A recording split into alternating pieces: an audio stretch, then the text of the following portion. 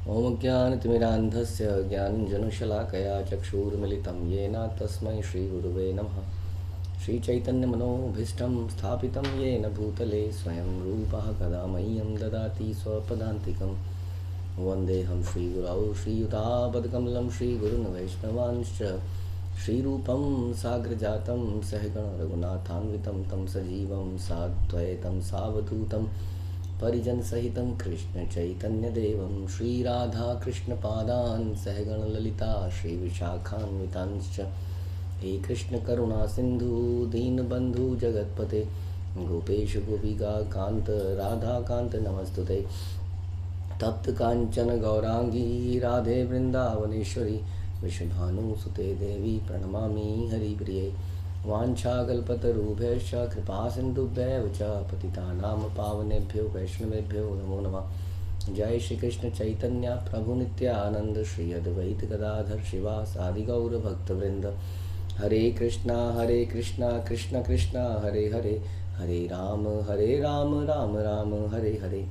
नमो विष्णुपादाय कृष्णप्रेष्ठाय भूतले श्रीमते भक्तिवेदांत स्वामिन्निति नामिने। नमस्ते सारस्वते देवे गौरवाणी प्रचारिणे निर्विशेष शून्यवादी पाश्चात्य देश तारिणे। जय जय श्री चैतन्य जयो नित्यानंद जय अद्वैत चंद्र जय गौर भक्तवृंद। जय जय श्री चैतन्य जयो नित्यानंद जय अद्वैत चंद्र जय गौर भक्तवृंद। जय जय श्री चैतन्य जयो नित्यानंदा जय अद्वैत चंद्र जय गौर भक्त वृंदा। श्री चैतन्य मंगल आदिखंड पौगंड लीला प्रयास संख्या 198। यार पद पाशन पांशुते पवित्र सर्वजन गंगादि करिय तीर्थ सबार पवन। जिस प्रकार गंगा नदी तथा अन्य तीर्थ स्थल यात्रियों को शुद्ध व पवित्र कर देते हैं, उसी प्रकार एक भक्त के चरणों की धूली प्रत्येक व्यक्ति को पवित्र कर देती है। भक्त पद धूली, भक्त पद जल, भक्त भुक्त उच्छिष्ट, तीन महाबल ये बताया जाता है चैतन्य चरितामृत में कि तीन महान बल हैं। वो क्या है? भक्त पद धूली, भक्त पद जल, भक्त के पैरों की धूली, भक्त के पैरों का जल और भक्त का उच्छिष्ट। तो ये तीन जो है महान बल हैं और ये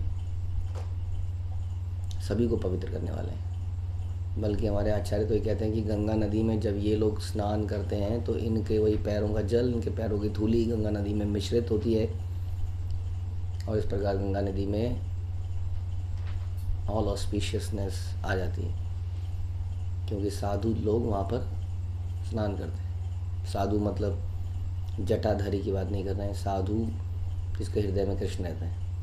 हाँ, हम चर्चा कर रहे थे गंगा नदी की विशेषता में कि जब भक्त के हृदय में गोविंद विश्राम करते हैं और जब उसको लेके वो गंगा जी में डुबकी लगाते हैं तो गोविंद जी का स्नान भी हो रहा होता है साथ साथ। उनके पैरों का जल, उनके पैरों की धूली, भक्त के पैरों की धूली, उनका पैरों का जल सब उस गंगा नदी में मिश्रित हो जाते हैं। इस प्रकार से उसमें स्नान करने वाले को भगवान की भक्ति प्राप्त होती है। इसीलिए भक्त लोग गंगा जी को देख के बड़े प्रसन्न हो जाते हैं या यमुना को देख के बड़े प्रसन्न हो जाते हैं। तो इस प्रकार से गंगा नदी जगह जगह जाती है, जगह जगह बह रही है ना। गंगोत्री से निकलकर सागर तक कितनी जगहों को पवित्र कर रही है। लेकिन भक्त लोग कह रहे हैं कि भक्त लोगों ने वो सीमा भी लांघ दी है। श्रील प्रभुपाद ने पूरे संसार में भ्रमण किया। इस प्रकार प्रभुपाद की गंगा पूरे संसार में बही और वो बह के निकल गए, लेकिन आज भी वो प्रवाह इस प्रकार है कि लोग आज भी प्रभावित हो रहे हैं, आज भी परिवर्तित हो रहे हैं, आज भी पवित्र हो रहे हैं। ये है भक्त के चरणों की धूली और उसके पैरों का जल का, उसके उच्छिष्ट का बल, कि वो सालों सालों तक उस व्यक्ति उस प्रवाह के निकल जाने के बाद भी सालों सालों तक वहाँ प्रभावित करता है। इसलिए यही बताया जा रहा है कि भक्त की इम्पोर्टेंस बहुत ज़्यादा है हमारे लिए। भगवान को भी भक्त प्रिय हैं। नमो ब्राह्मणे देवाय गौ ब्राह्मणिताय च। ब्राह्मण या साधु या वैष्णव, इसका मतलब एक ही लिया जा रहा है ना, जिसके मतलब अलग अलग हो गए। ब्राह्मण जाति ब्राह्मण नहीं है, साधु जटाधारी नहीं है, इन सब का मतलब एक ही है, जो ब्रह्म में निवास करे, ब्रह्म में रमण करे, जो इसका हृदय साधु जैसा हो, साधु के लक्षण भागवतम में बताए गए हैं बहुत डिटेल में। तो इस प्रकार से ये व्यक्ति बड़े इम्पोर्टेंट हैं। अल्टीमेटली ये इस प्रसंग से निकल के आ रहा है। हेन जनार देह ये दधम करे वाद ना बुझिय से ही जन करे अपराध। निम्न व्यक्ति जो ऐसा सोचता है कि एक भक्त का शरीर सामान्य व्यक्तियों के शरीर जैसा है, वह सत्य को जानता ही नहीं है, नहीं समझ पाता है, वह अपराध करता है ना। हम कहते हैं कि भक्त को भी बीमारी लगती है, उसको भी लूज मोशन लगते हैं, वो भी मृत्यु को प्राप्त करता है, लेकिन फिर भी उसका शरीर साधारण नहीं है ना। आप देख सकते हैं किसी ऐसी जगह की वाइब्स जहाँ पर कुछ संत लोग रहते आए, उस जगह की वाइब्स ही बदल जाती हैं। उस जगह में कोई लोग आते हैं तो कहते हैं यहाँ कुछ डिफरेंट है, वैसी दीवारें हैं, क्या डिफरेंट है पता नहीं, एवरीथिंग इज सेम, नहीं, वैसी खिड़कियाँ, वैसी दीवारें, हाँ सब कुछ वैसी है। लेकिन फिर भी हम जब ऐसे घरों में एंटर करते हैं तो हमें कोई डिफरेंट फील होता है, वो बताया नहीं जा सकता है ना। उस जगह की वातावरण बदलता है, ये सच्ची बातें हैं। क्योंकि एक जीवात्मा के अंदर वाइब्रेशंस हैं, क्योंकि वो जीवात्मा है, वो वाइब्रेशंस निकलती हैं, उसके वहाँ रहने से उसका फ़र्क पड़ता है। एक तो शब्द ध्वनि है, शब्द, हाँ वो वाइब्रेशंस हैं, साउंड वाइब्रेशंस हैं, और एक उसके शरीर से निकलने वाली वाइब्रेशंस हैं। दोनों का इम्पैक्ट पड़ता है। साउंड वाइब्रेशन का भी इम्पैक्ट है, वो भी वाइब्रेशन ही है, वो भी जीवात्मा से निकलती है, और वो ऐसे निकलती है कि हम उसको रिकॉर्ड कर लेते हैं, और सालों साल उस जीवात्मा के जाने के बाद भी वो वाइब्रेशन चल रही हैं, लेकिन उसका इम्पैक्ट फिर भी पड़ता रहता है ना। कितना ताकतवर है ये वाइब्रेशंस। तो ये है, इसलिए उनको साधारण शरीर नहीं समझ सकते। इसलिए हम लोग चर्चा करते हैं जैसे सन्यासियों के शरीर को even we put it under samadhi, considering कि इनका शरीर साधारण शरीर नहीं है। उसमें साक्षात भगवान थे जिस शरीर के अंदर ये चेतना, वो साधारण कैसे हो सकता है ना। इसलिए जैसे हम चर्चा कर रहे हैं, जिसके शरीर में गोविंद रह रहे हैं, वो जगह साधारण कैसे हो सकती है। जैसे कि मंदिर है, मंदिर भी सीमेंट, बदरपुर, मसाले से इत्यादि से बना, लेकिन मंदिर की वाइब्रेशंस अलग हैं, हाँ, जबकि वो भी दीवारें हैं। वैसे ये मनुष्य शरीर भी साधारण हाड़ मांस से बना है, भक्त का भी उसी से बना है। इस अवस्था में तो यहीं पर ही है, भगवान के धाम में सच्चिदानंद, लेकिन यहाँ पर तो इसी का बना है। लेकिन फिर भी क्योंकि उसके अंदर भगवान रहते हैं, इसलिए उसको वो साधारण नहीं है। जो व्यक्ति सोचता है कि उसका शरीर साधारण है, वह सत्य को नहीं जानता। इसलिए चमत्कारियों को लोग करते हैं, देखिए जी ये बाबा जी 150 साल जिए, इसका मतलब ये दिव्य है। पर क्वेश्चन ये नहीं है, क्वेश्चन ये है कि 150 साल बाद मरे। तो सोचा जाए तो साधारण है, सोचा जाए तो साधारण है। तो साधारण बात ये नहीं है कि कोई कितना जिया, 150 साल जिया कि नहीं जिया, बर्फ़ में रह के जिया कि नहीं जिया, पानी में रह के जिया कि नहीं जिया। Shankaracharya lived only for 32 years, Chaitanya Mahaprabhu lived for 48 years, very short life देखा जाए तो। हम में से कई 48 के होने वाले हैं, 48 को क्रॉस कर चुके हैं। इसमें तो चैतन्य महाप्रभु ने वाइंड अप कर दिया था। शंकराचार्य जिसको आज तक लोग पूछे 32 साल, आज तक हम डिस्कस करते हैं उनके लिखी हुई चीज़ों का, उनकी बातों का, उनके मठों का, हाँ, तो वो शंकराचार्य केवल 32 साल तक रहे। तो शरीर तो साधारण ही है देखा जाए तो, लेकिन साधारण नहीं भी है क्योंकि उसी के अंदर गोविंद ने निवास किया। जैसे कि हमने बताया कि मंदिर एक साधारण बिल्डिंग है, लेकिन उस मंदिर में भगवान रहे, ठीक है। इसलिए जो ऐसा सोचता है कि ये साधारण है, अरे देखो जी इनको भी बुखार आ गया, ओहो यार ये तो फिर, हाँ कई बार ऐसा होता है ना, देखो जी इनको भी ये कैंसर क्यों हो गया, देखो जी इनको ये पैरालिसिस क्यों हो गया, देखो जी इनको क्या हो गया। भगवान अपने भक्तों के साथ क्या कर रहे हैं वी डोंट नो। जय विजय को भगवान ने असुर बना दिया, पांडवों को जीवन में इतना कष्ट दे दिया, परीक्षित महाराज को सांप से डसवा दिया, but they remained great devotees, right. तो इसलिए जो निम्न व्यक्ति ऐसा सोचता है कि भक्त का शरीर सामान्य है, वह सत्य को जानता ही नहीं है, नहीं समझ पाता है, वह अपराध करता है। समझ में आया। हम ऐसा अपराध न करें, साधारण मान लें उसको। Again going by the bodily symptoms, ठीक है, क्योंकि भगवान भी एक साधारण मनुष्य की तरह रहते हैं। राम जी को देख लीजिए, राम जी भी पूर्ण पुरुषोत्तम भगवान की पूर्ण लीलाओं का प्राकट्य उन्होंने नहीं किया। Therefore he looked like a simple person, except जब उन्होंने समुद्र का किया, जो भी उन्होंने कुछ ऐसी पुल बना दिया, otherwise whole life he was a simple person just like any human being. तो कई बार लोग उनको भी, कई आज की डेट में भी कई ऐसी संप्रदाय हैं जो कहते हैं तुम्हारा भगवान कैसा भगवान, हाँ तुम्हारा भगवान देखो क्या अपनी पत्नी के लिए रो रहा है, तुम्हारा भगवान ऐसा कर रहा है, सेम प्रॉब्लम। फिर वो कहते हैं तुम्हारा भगवान मछली कैसे हो सकता है, मछली, फिर उसको शरीर को साधारण समझ रहे हैं। तुम्हारा भगवान सूअर कैसे हो सकता है मरा, तो फिर साधारण समझ रहे हैं ना। तो हम शरीर को समझ लेते हैं सब कुछ। पहली बात तो भगवान का शरीर ही साधारण नहीं है, भगवान की तो बात ही क्या करें। लेकिन जहाँ तक भक्तों की बात है, उनका शरीर ऐसा है, लेकिन इम्पॉर्टेंट चीज़ ये है कि उन्होंने उस शरीर में आना डिसाइड किया है भगवान की प्रसन्नता के लिए। They are taking so much pain. अब जीसस क्राइस्ट को ले लीजिए, जीसस क्राइस्ट कैसे मर सकते हैं, सूली पे कैसे चढ़ा जा सकता, उनको कील कैसे ठोकी जा सकती है, वो तो भगवान है। तो या भगवान के इतने विशेष दूत हैं, इसलिए कई लोग ये भी कहते हैं कि वो मरे ही नहीं उसके बाद। But that is not the point कि कितना उन्होंने चमत्कार दिखाया। चमत्कार उनका यही है कि वो भगवान के अनन्य भक्त हैं, बस यही इन लोगों की विशेषता है। यही मत दामोदर मुरारी गुप्ते निवे दिलक कथा दोहे हर्षित चिते। इस प्रकार से मुरारी गुप्त तथा दामोदर पंडित ने प्रसन्नचित होकर आध्यात्मिक सत्य के विषय में चर्चा करी। आप नार देह प्रभु देह नाणी गाने, भगत जनार देह निज करी माने।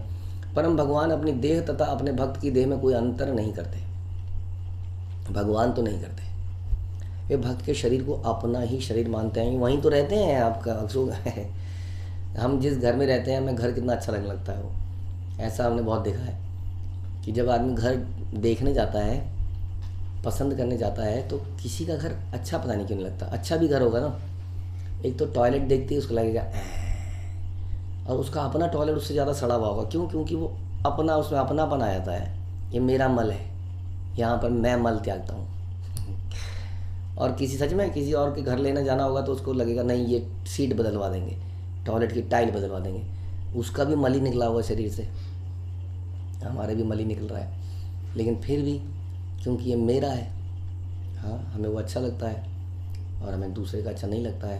दैट इज़ एन अटैचमेंट, क्योंकि वो मेरा है। तो यहाँ बता रहे हैं भगवान अपने भक्त के शरीर को खुद का मानते हैं, क्योंकि वो वहीं पर रहते हैं। वैसे तो भगवान के लिए ये बोला ही जाता है कि समोहम सर्वभूतेषु ना में द्वेषो अस्ति ना प्रिया, कि मैं सभी के लिए बराबर ही हूँ। तो ऐसा नहीं है कि भगवान तो परमात्मा रूप में तो सबके हृदय में है, चाहे भक्त है चाहे भक्त है, लेकिन अपने विस्तार, अपने गोविंद रूप में कह लीजिए भगवान। द डिफरेंस बिटवीन भगवान एंड परमात्मा है ना, प्रभुपाद ने बहुत अच्छी तरह समझाया। परमात्मा भगवान का एक एक्सटेंशन है, आंशिक रूप है कह लीजिए, लेकिन भगवान तो भगवान है, षडैश्वर्य पूर्ण भगवान भक्त के हृदय में रहते हैं, इसलिए उसके शरीर को अपना ही मानते हैं। एते का विचार गेले से ही दुई जाने सुनी आनंदित कहे दास लोचन। इन दोनों भक्तों की चर्चा सुनकर लोचन दास हर्षित होकर ये गीत गा रहे। लोचन दास बड़े खुश हो गए, क्या बात करी, मजा आ गया, हर्षित हो गए। और की हो रे हय हय मूर्छा नाहारे, हय हय नाहारे, मोर प्राण द्विज चांद नारे हय ध्रुव। कभी नष्ट नहीं होता, उसका जीवन कभी नष्ट नहीं होता। गौर चंद्र मेरे प्राण हैं। नमे भक्त है, आप प्रणयशति भी कह सकते हैं आप लोग। भक्त का कभी नाश नहीं हो सकता, कैसे नाश हो, इसके मालिक गोविंद है। सर्वजन सुन अरु अपरूप कथा, यहाँ सुनीले घुची बेक अंतरे व्यथा। एक अन्य दिन की अद्भुत कथा श्रवण कीजिए। जब आप इसे सुनेंगे तो आप सबके हृदय की समस्त पीड़ाएं व दुख नष्ट हो जाएंगे। एक और घटना हम सुनते हैं बाय द मर्सी ऑफ आचार्य। गुरुर आश्रम सर्व वेद तत्व जानी, घरे ते आइला जगन्नाथ द्विजमणि। एक दिन ब्राह्मणों के रत्न श्री जगन्नाथ मिश्र अपने गुरु के आश्रम में वेदों का अध्ययन करने के उपरांत अपने घर पर लौटे। तो जगन्नाथ मिश्र कौन है? भगवान के पिता हैं। भगवान के पिता हैं तो भगवान के पिता कितने होंगे? कम से कम 40 साल के तो रहे होंगे इनिशियली। अब पता नहीं ये कब की बात है, ये पौगंड लीला है। तो पौगंड लीला का मतलब हो गया भगवान लगभग 10 साल के मान लेते हैं, ज़्यादा से ज़्यादा, ठीक है। तो 10 साल ये, और उसके पहले विश्वम्बर भी थे, तो कम से कम भगवान ये इनके पिताजी 30-35 साल के तो कम से कम होने चाहिए। अब इतने साल का बच्चा कहाँ जा रहा है? गुरु के आश्रम में वेदों का अध्ययन करने जा रहा है। तो ये क्या आजकल की तरह पढ़ाई लिखाई कर रहे हैं? आजकल भी लोग 30 साल तक पढ़ ही रहे होते हैं। फिर कहते हैं जी मम्मी से, अब मम्मी अभी कहाँ शादी, मम्मी सेटल तो जाऊँ, डिग्री तो ले लूँ। पढ़ ही रहा होता, कई बार 35 साल तक आदमी पढ़ ही रहा होता है आजकल। और पढ़ क्या रहा होता है? नोट कैसे कमाया जाए। हाँ, जब 35 साल तक आदमी पढ़ेगा तो अगले 35 साल तो अपने शरीर को तोड़ के काम करेगा, तभी तो कुछ कमा पाएगा बेचारा। लेकिन 35 और 35 70 हैं, उसके बाद तो कुछ बचेगा ही नहीं। तो ये लोग क्या करते थे इस उम्र में भी, बल्कि हमेशा वेदों का अध्ययन गुरु के आश्रम में जाके, ये कार्य जो है अध्ययन का, स्वाध्याय श्रवण कीर्तन, ये ऐसा नहीं है कि विद्यार्थी के जीवन में करना है। अभी हम गुरुकुल में हैं तो हमें सुनना है, हमें पढ़ना है, बाद में तो हमें खुद ही एक्सपर्ट बन जाएंगे। ये श्रवण पठन निरंतर करना है, आजीवन इसको करते ही रहे। यही जीवन का कार्य, यही अभिधेय है, यही प्रयोजन है। हम कहते हैं कि कृष्ण प्रेम प्रयोजन है, पर कृष्ण प्रेम का मतलब ये नहीं है कि वो जो फोटो दिखाते हैं आजकल, राधा कृष्ण आलिंगन कर रहे हैं, अजीब अजीब भद्दी फोटो बना देते हैं, ये है जीवन का प्रयोजन। हाँ, प्रेम का मतलब ही नहीं पता लोगों को। वो लोगों ने चिपटने को प्रेम कहते हैं, इसलिए लोग आजकल चिपटते हैं, उसको आई लव यू एल भी बोलते हैं। लस्ट को लोगों ने प्रेम में कन्वर्ट कर दिया, ये प्रेम है। प्रेम का मतलब है समर्पित होकर एक अनन्य भाव से भगवान की सेवा, उनकी प्रसन्नता, उनकी तुष्टि के लिए जीना, उनकी तुष्टि के लिए मर जाना, ये प्रेम है। इसलिए ये प्रेम के लक्षण क्या है? जिस व्यक्ति को इतना अगाढ़ प्रेम हुआ, वो भगवान के विषय में और पढ़ना चाहेगा, और सुनना चाहेगा, और उनके नाम को जपना चाहेगा। इसलिए वास्तव में जो हमारा प्रोसेस है, हाँ, श्रवण कीर्तन इत्यादि, यही हमारा अंतिम गंतव्य भी है। यही गंतव्य में पहुंचने के बाद भी करना है। तो अभिधेय बिकम्स आवर प्रयोजन, यानी कि भगवान में जब हम धाम में जब जाते हैं, भगवान के धाम में जाकर भी हमें श्रवण कीर्तन ही करना है। हाँ, उनकी वंदना, उनकी अर्चना ही करना है। ऐसा नहीं है कि अभी हम बद्ध अवस्था में हैं, तो therefore we are doing this, when we will be liberated, हम इस चीज़ से छुटकारा पा लेंगे। प्रभु जी साधना कार्ड नहीं बनना पड़ेगा, रोज़ इतना घंटा पढ़ना है, नहीं चक्कर पड़ेगा। वैसे तो हमारे भक्त इतने दिव्य हैं कि दीक्षा मिलने तक ये सब करते हैं, क्योंकि पूछा जाता है, उसके बाद वो सोचते हैं नाउ वी आर ट्रांसडेंटल, क्योंकि वी आर नाउ इनिशिएटेड, दीक्षित। हाँ, दीक्षित का मतलब ये भी निकलता है कि वेरी इंटेलिजेंट पर्सन, ज्ञानी। अब हम ज्ञानी हो चुके हैं, अब क्या आवश्यकता है? तो लोग तो अक्सर दीक्षा के बाद ही रंग बदल देते हैं, लेकिन वास्तव में ये तो हमें भगवान के धाम में जाने के बाद भी करना है। और बड़ी वहाँ पर फ़र्क ये रहेगा, यहाँ पर मॉनिटरिंग करनी पड़ती है, कार्ड साधना कार्ड तो अपने भरोसे आ जाता है कोई, ये तो कुछ है। वहाँ पर व्यक्ति इसको उत्सुकता से, भावुकता से करता है। तो इसी तरह से जगन्नाथ मिश्र जो ब्राह्मणों के रत्न थे, वो गुरु के आश्रम में वेदों का अध्ययन कर रहे थे और वापस आ रहे थे। देव निर्बंधितार ज्वर आइल देह, विपरीत ज्वर देखी तारा से उठाया। नियति से विवश होकर उनकी देह में ज्वर रूपी ज्वाला जलनी प्रारंभ हो गई। जब उन्होंने देखा कि बुखार बहुत तेज हो गया है, तो उनके अंदर भय उत्पन्न हो गया। तो क्या हो गया? इनको बुखार आ गया। भक्त का साथ बुखार आ गया, बताइए। जगन्नाथ मिश्र भगवान के पापा को बुखार आ गया। सचिर कांदन अति व्याकुल देखिया, प्रबोध करे न भर प्रभु तत्व बुझाइया। यह देखकर अशांत सचिर होने लगी। और भगवान गौर ने उन्हें आध्यात्मिक सत्य के विषय में बताकर सांत्वना दी। हाँ, कि सत्य क्या है, जीवन क्या है, सब कुछ बताया। मरण सबार माता आचय निश्चय, ब्रह्मा रुद्र समुद्र पर्वत हिमालय। इंद्र वरुण अग्निकाल सर्वनाशे, मरण लगिया केने पाई चित्तारा से। उन्होंने कहा माता, प्रत्येक व्यक्ति की मृत्यु होगी। तो जगन्नाथ मिश्र जो है, ऐसा लग रहा था कि अब ज्वर में चले जाएंगे। हाँ, तो उन्होंने कहा माता, प्रत्येक व्यक्ति की मृत्यु होगी। ब्रह्मा जी, शिव जी, सागर, पर्वत, हिमालय, इंद्र, वरुण और अग्नि इत्यादि सभी को समय आने पर मरना होगा। आप मृत्यु से क्यों डरती हैं? आज कोई मर रहा है, कल हमें भी मरना होगा। ये सच्चाई है। इसलिए we have to prepare for it. हमेशा इस एग्ज़ाम के लिए हमेशा प्रिपेयर्ड रहना है, क्योंकि इस एग्ज़ाम की डेट नहीं पता है कब आएगी। हाँ, हमें पता होता है डेट शीट 1 महीना पहले पता होता है कि हाँ इस दिन से एग्ज़ाम चालू है। हम उसकी प्रिपरेशन करते हैं, हम वर्क बुक्स पढ़ते हैं, हम प्रैक्टिस करते हैं, सारे क्वेश्चंस को रट लेते हैं, एग्ज़ाम में दे देते हैं। तो ये एग्ज़ाम भी कुछ ऐसा ही है, इसके क्वेश्चन आंसर भी हमें पहले से ही पता है ऑल्दो, लेकिन कब होगा ये नहीं पता है। तो इसलिए हम ये नहीं कह सकते चलो कल पढ़ लूँगा, चलो परसों पढ़ लूँगा, क्योंकि पता ही नहीं अचानक से कब हो जाए। सरप्राइज़ टेस्ट है, इसलिए हमेशा तैयार रहना। तो कहते हैं आप डरिए मत, बल्कि डरेंगे तो आपकी परफॉर्मेंस बेकार हो जाएगी। हाँ, बी प्रिपेयर्ड फॉर इट, क्योंकि ब्रह्मा, शिव जी इत्यादि सबको एक दिन संसार से जाना ही होता है। तोर बंधुगण यत आना है एखन, सबे मिली कृष्ण नाम करा स्मरण। हमारे समस्त मित्रों तथा सगे संबंधियों को एकत्रित करो, हम सब मिलकर एक साथ भगवान श्री कृष्ण के पवित्र नामों का कीर्तन करेंगे। What can we do? We can हम किसी का यही कर सकते हैं कि हम अंतिम जो उसका यात्रा है उसको इस प्रकार की बनाएं।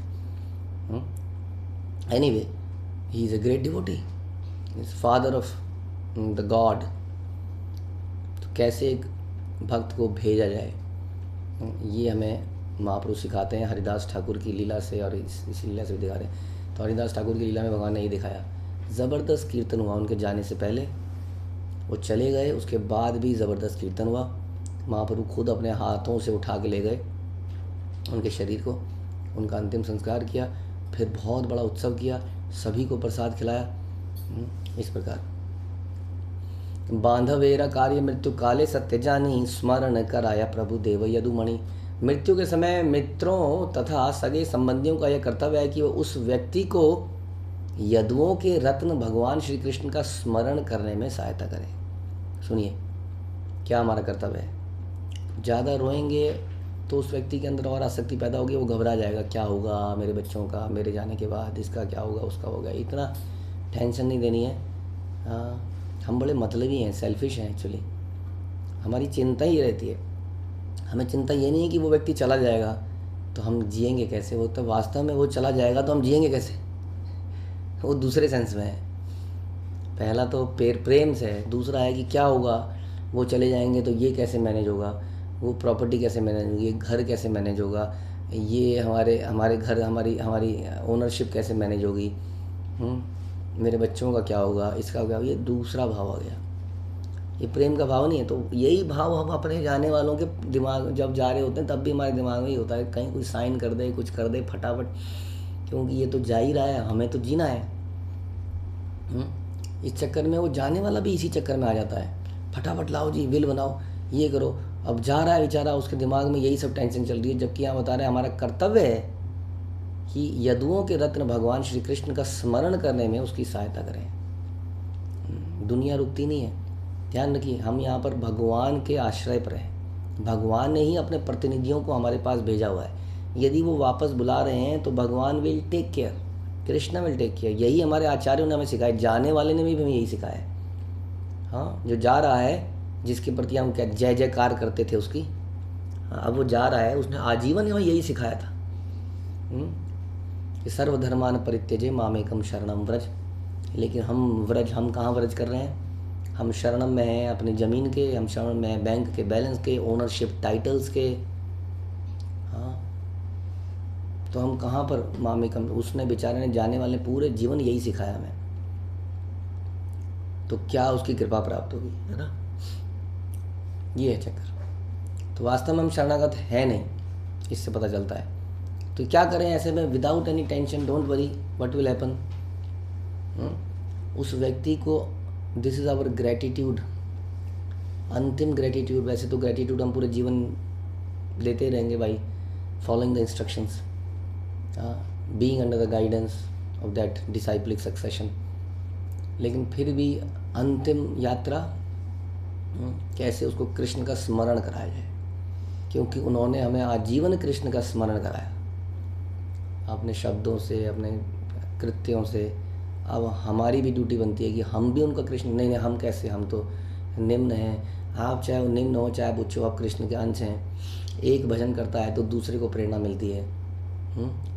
तो हम भजन करेंगे, नहीं तो क्या होता है जनरली हमारे आचार्यगण कई सारी समस्याओं को सुलझाने में रहे अक्सर।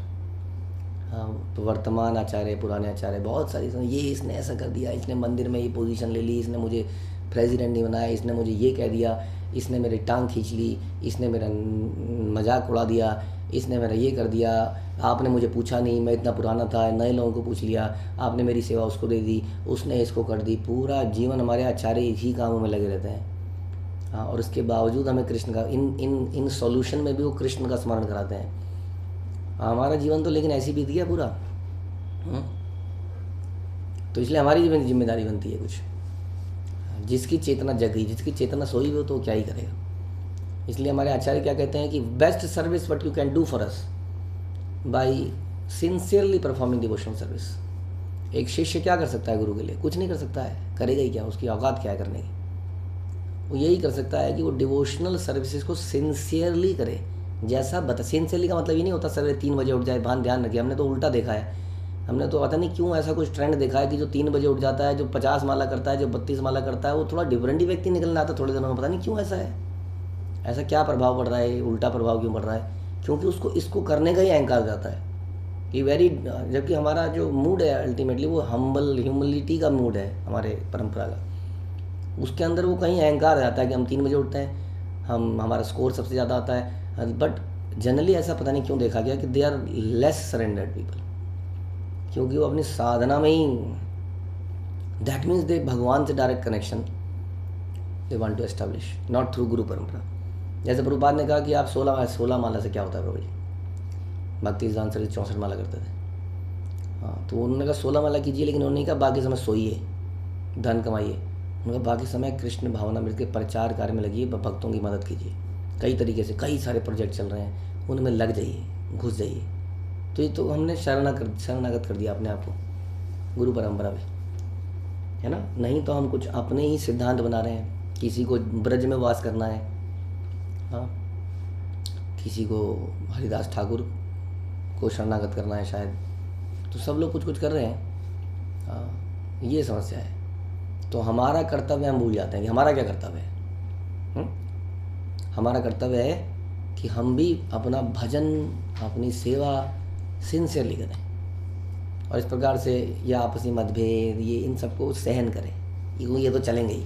हमारे साथ कुछ ऐसा हमें लगेगा कि हमारे साथ गलत हो रहा है, ऑल्दो सब कुछ हमारे प्रारब्ध है। Everything is our reactions. जो भी हो रहा है, सोच लीजिए, जो भी हो रहा है वो हमारी रिएक्शन है। जो भी हो रहा है, आपको कोई पद नहीं मिला, पोजीशन नहीं मिली, आपके साथ गलत व्यवहार हुआ, ये इसको सहन करते हुए यदि हम आचार्यों के अनुगत होते हुए अपना सेवा और साधना करते हैं, तो क्या होता है, वहाँ पर एक डिवाइन एटमॉस्फेयर क्रिएट होता है जिसमें हमारे आचार्यों को रिलैक्स मिलता है। यही तो उनकी सेवा है। और कैसे उनको रिलैक्स है? दे गेट रिलैक्स्ड, और सारा समय भजन में जाता है। ये प्रॉब्लम्स को सॉल्व करने में नहीं जाता है। फिर वो भी अपना भजन बढ़िया से करते हैं। इस प्रकार से यदुओं के रत्न भगवान श्री कृष्ण का स्मरण कराने में हम सहायता करें। सुनिया कुटुंब बंधु जन सब आइला, प्रभुर बाड़ीते आसी मिश्रेरा बेड़ीला। ये वचन सुनकर सभी मित्रगण संबंधी वहाँ पर आ गए। वे सभी भगवान गौर तथा जगन्नाथ मिश्र के चारों ओर एकत्रित हो गए। परिणत बुद्धियत बंधुगण दिला, काल प्रत्यासन देखी युक्ति करिला। मित्रों तथा सगे संबंधियों ने इस बात पर वाद विवाद किया कि क्या किया जाना चाहिए। हाँ, यह देखकर कि समय निकट आ गया है, भगवान गौर ने उन सभी से बातचीत करी। विश्वम्भर बलिमा गौ कीकर विलंब, एक क्षण चाहियत इष्ट कुटुंब। भगवान विश्वम्भर ने कहा, माता विलंब क्यों हो रहा है? मैं इसी क्षण मित्रों तथा रिश्तेदारों के संग में जाऊंगा। इह बलि माए पोए धरी नीला तारे, बांधवेरा संग गेला जानवीर तीरे। अपनी माता से ये वचन बोलने के पश्चात भगवान गौर मित्रों तथा सगे संबंधियों के साथ अपने पिता को गंगा नदी के तट पर ले गए। बापेर चरण धरी कांदे विश्वम्भर, संभरिते नारे अश्रु गद गद स्वर। आमारे एड़ी या बाप कोथा जाह तुमी, बाप बलि आर डाक नाही दिव आमी। भगवान विश्वम्भर अपने पिता के चरण पकड़कर रोने लगे। उनके नेत्र अश्रुओं से पूरित हो गए। उन्होंने अवरुद्ध आवाज में कहा, हे पिताजी, यदि आप मुझे छोड़कर चले जाओगे तो मैं कहाँ जाऊँगा? मैं आपको अब कभी भी हे पिताजी कहकर नहीं पुकार पाऊंगा। आज ही हेते शून्य हिला ए घर हमार, आर ना देखी बाप चरण तुम्हार। आज से मेरा घर मरुस्थल बन गया है पिताजी, मैं अब कभी भी आपके चरणों के दर्शन नहीं कर पाऊंगा। आज ही दशनिक शून्य अंधी आर घोरे, ना पड़ा बे यत्न करी धरी निज घरे।